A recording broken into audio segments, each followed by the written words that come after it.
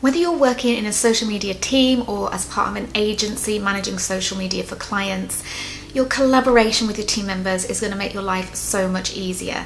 But the idea of collaborating is actually a lot less straightforward than it sounds. So how do you go about actually doing it? Well, I've put together some of the common problems that big brands face with social media collaboration, and most importantly, how they overcome these challenges to help make social media collaboration a breeze.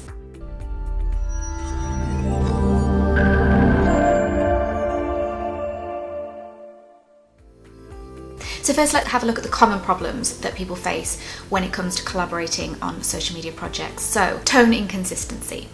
So with more than one person writing posts for a client or a project, big gaps in tone consistency can appear. So everything from spelling, whether it's US or UK, to the design particulars, the emojis you use, and your tone of voice or interpretation of the brand voice, they all contribute to brand consistency. So gaps in this, inconsistencies like this are responsible for weak branding and unprofessional appearance and even trust issues, especially in sectors like finance, for example. Multiple people collaborating on one social media account that can all cause delays, missed or duplicate posts. So for example, two team members answering the same message or numerous posts going out in the same day are classic scenarios.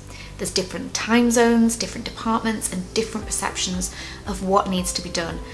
These all have to be considered and they can cause huge confusion. Organisation is another problem when it comes to working as a team on social media projects. So social media is fast paced, so when you're working as a team on one account, it can mean cut corners that can cause problems later.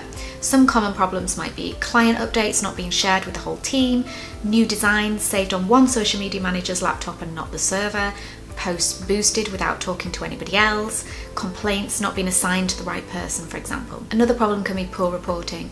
So social media collaboration can lead to this poor reporting. A social media report should be produced at the end of every month, whether you're an agency working for a client or you're a team managing your own brand. Your report should clearly identify your engagement, your followers, your most popular posts, and a summary of how all this relates to your social media KPIs and budget. Now, often this isn't done because it's time consuming or because it involves asking different team members for their input on each channel. So how do big brands overcome these challenges?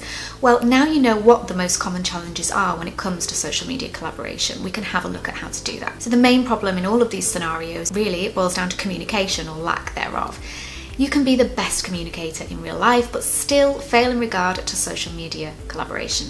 It's not a blame game, but there are some ways that big brands and marketing agencies address these particular problems. So it's a good idea to have a documented style guide. So this can be distributed to anyone working on the account, external agencies and partners, and it contains things like what the tagline is, the brand voice, UK or US spelling, for example, your hex code colours, and the company's values. Consistency on how to write a brand name may seem obvious to your own marketing team, but what about partners, media outlets and external agencies? Keeping your language and style consistent might seem complex, but it's not so hard when it's all documented and written down somewhere. You also want to have a comprehensive coverage strategy. So brands usually have a strategy that covers social media collaboration, and it ensures seamless posting and support for the team behind the post. They'll factor things in like time zones, so making sure that different time zones are covered within large accounts, evergreen content, so content which can be posted at any time and can help fill the gaps if a team member is away, meetings, like regular meetings in person or via Zoom to help address any problems and plan upcoming campaigns, and holiday cover. So do you have a process in place when people are off on holiday or just sick? Don't expect people to know what to do in those instances. So lastly, your social media team needs to understand their individual roles and responsibilities. The more people you have working on a social media account, the more likely something will go wrong. Missed posts and duplicate posts are common if you don't set clear expectations and responsibilities for each person. So you'll need to find a way to separate different team members' roles so that everyone knows what they're responsible for.